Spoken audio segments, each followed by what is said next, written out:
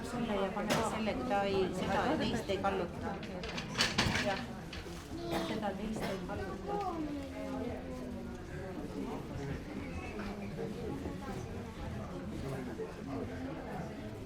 Oota, seda ei kalluta, ainult seda, mida sa paned.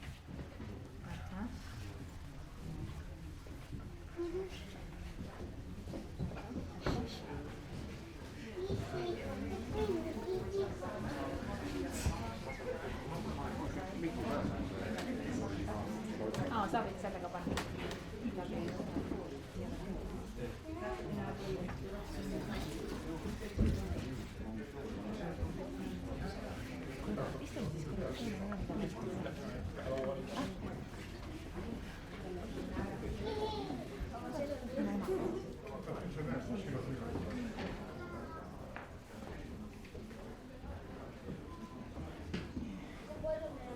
Kas ma nüüd ära kustutada? Jah.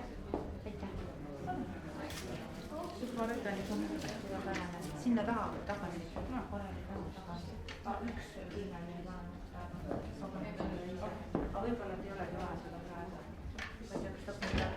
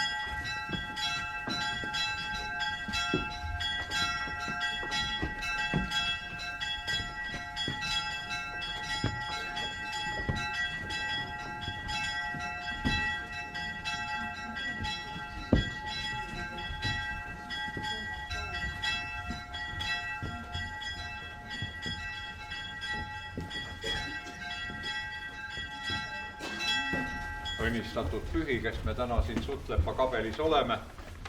Ja läks ilmgi ilusaks, päike tuli välja, Toomas jõudis kohale, et kõik on kõige paremini. Ja täna saame siis koos pidada pühade teenistust, nii nagu te olete seda siin aastaid pidanud. Ja alustamegi siis.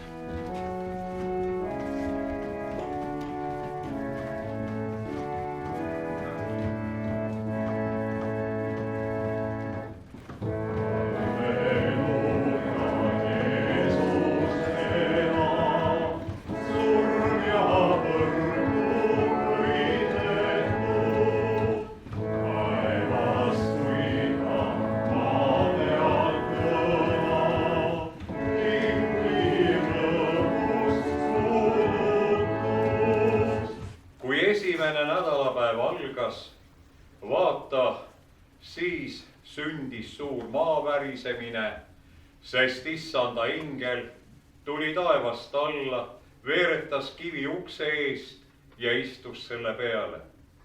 Tema nägu oli otse kui välk ja ta riided valged kui lumi. Aga hirmu pärast tema ees värisesid valvajad ja jäid otse kui surnuks. Ja Maarja Magdalena ja Maarja, Jaakobuse ema ja Salome tulid väga vara päevatõusu ajal laua juurde ja ütlesid isekeskis, kes veeretab meile kivi auaukse eest, sest see kivi oli väga suur. Ja kui nad sinna vaatasid, nägid nad, et kivi oli ära veeretatud. Kõigi pärast toimus see, mis ristil oli, kõigi pärast sai Jumal inimeseks. Sest sina, inimene, oled Jumala unistus. Unistus sellest, et kõik peaks olema tegelikult teine. Ühel hetkel sa võid sellest aru saada. Ja siis muutub palju. Juba siin. Aga kord kingitakse midagi, mis on veel kummalisem ja erilisem. Ja mille kohta me suurt midagi öelda ei oska. Lihtsalt kirikukeeles väljendume igavene elu tema kuningriigis. Õnnistatud pühi meile kõigile, õnnistatud tee käimist, sest me ei ole teel ükskõik kuhu, vaid Kristuse kuningriiki. Loodetavasti palvetame selle pärast ja usume, et see võib meiega nii täituda. Aamen. Aga enne, kui õpetaja Toomas omad sõnad meile täna ütleb, me loomulikult ka laulame ja lauluks on siis teine laul Võidu saanud.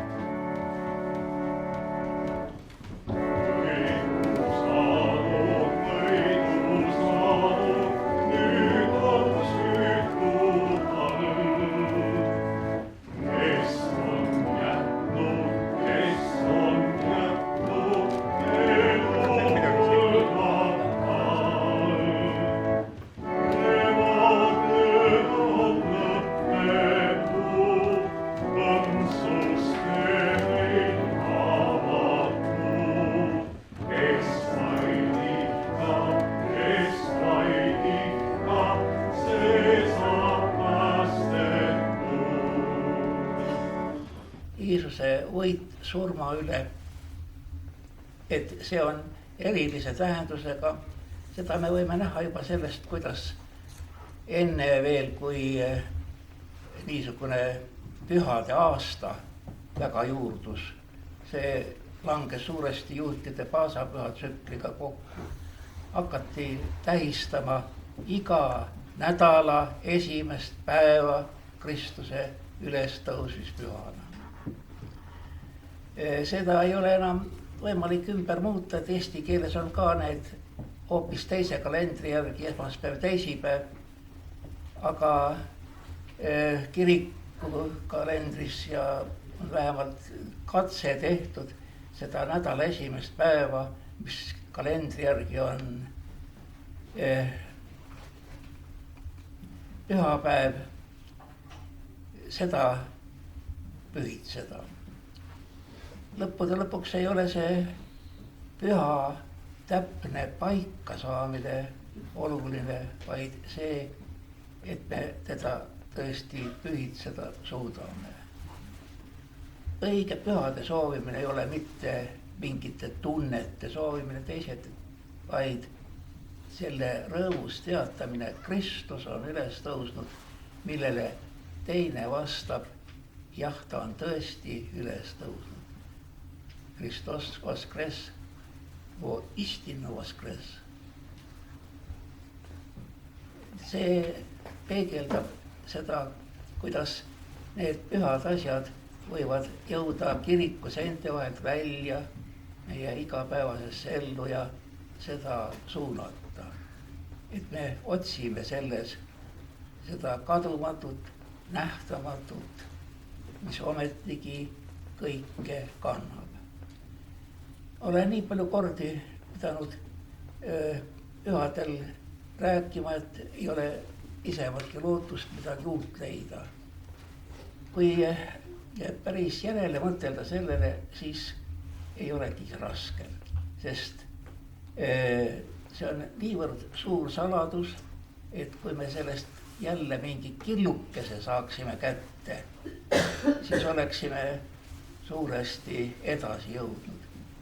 Kui midagi sellest pärale jõuaks, mida tähendab, et Kristus on tulnud lapseks sündinud inimesena, et ta on elanud nagu üks meie seast, et ta on kinni võetud, süüdi mõistetud, hukka mõistetud ja ristil hukatud ja et ta surma võitis. Mida me siis saame käega katsuda, mida meie silmad näevad?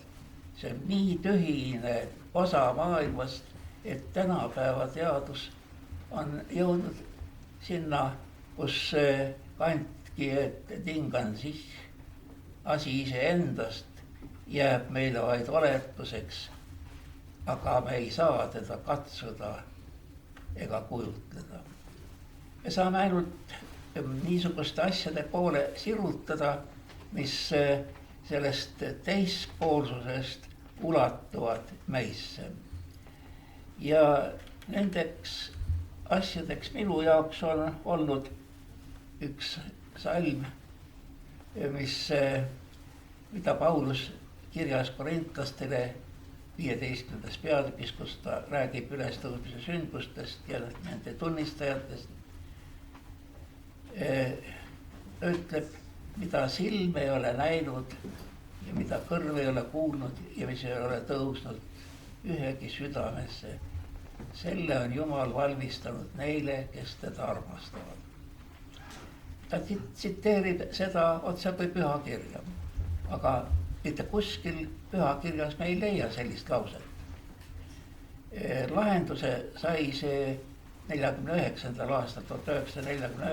aastal, kui Irak Hammadist leiti koptikeelseid vanu käsikirju ja nende hulgas ka üks pealkirjaga Tooma evangeelium.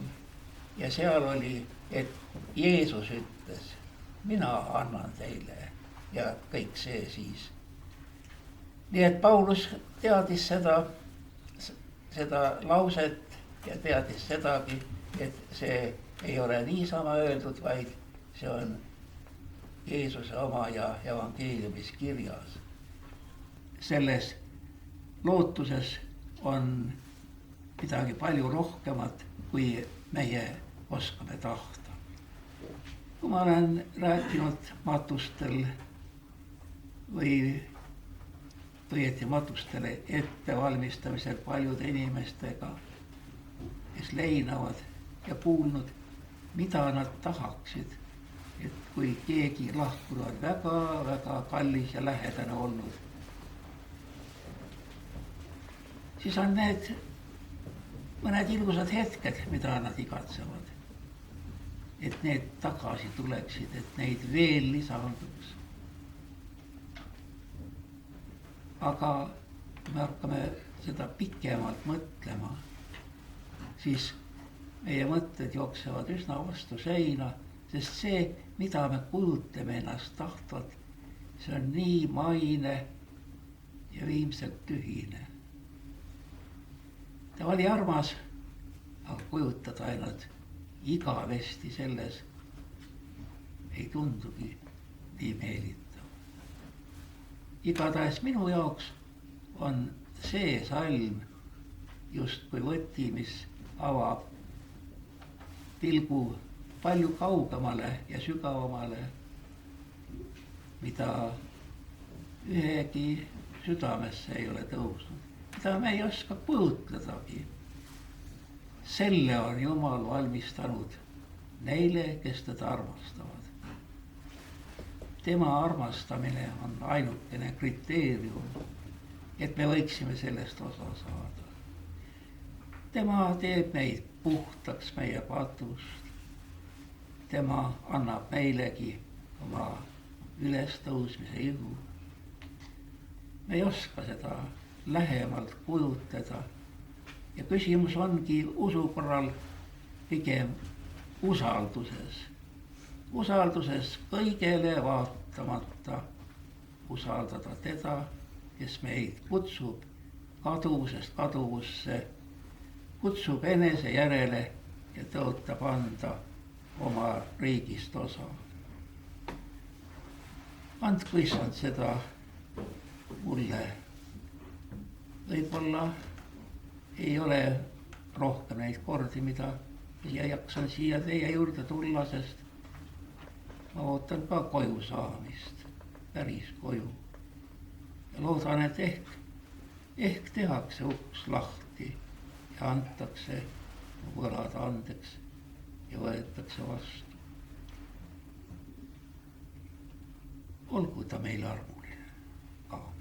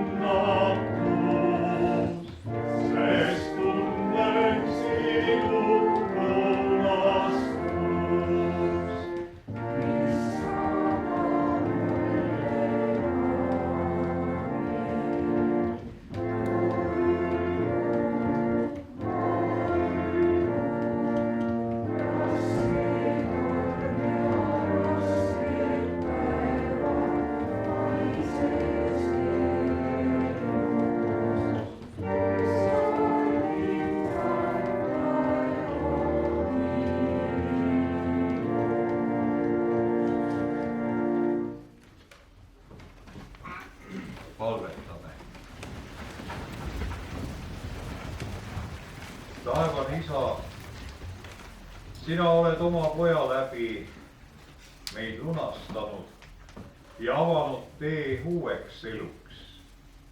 Ei tea meie, mida see uus päriselt tähendab, aga sina õpetad meid, sina valgustad meid. Sina oled kannatlik ka siis, kui meie ei ole kannatlikud. Sina oled alastav ka siis, kui me teeme tegusid, mille pärast peame häbi tundma. Sina viid meid edasi, meie usume seda ja täname sind sinu armu eest, sinu mõistmatu armastuse eest kõigi inimlaste vastu. Aita meilgi kasvada usus, lootuses ja armastuses. Usus, et taud on tühi ja sina, issand, oled surma võitnud. Lootuses, et meiegi võime kord olla sinu juures, riigis, millel pole lõppu, elul, mis kestab lõputa. Ja armastuses, et me võime armastuse läbi ehitada sildu üksteisega. Et see maailm juba siin võib muutuda, kingi meile siis usaldust oma sõna vastu ja rõõmu ja julgust kuulutada teda, kes võitis surma, kuulutada teda, kes avas meile tee igavesse ellu. ja me ei palu seda mitte oma teenete või tarkuse pärast, vaid me palume seda sinu poja Jeesuse Kristuse pärast, kes on öelnud, mina elan ja teie peate elama. kuule meid siis, Issand, kui me palume nende sõnadega, mida sa õpetasid oma esimestele õpilastele.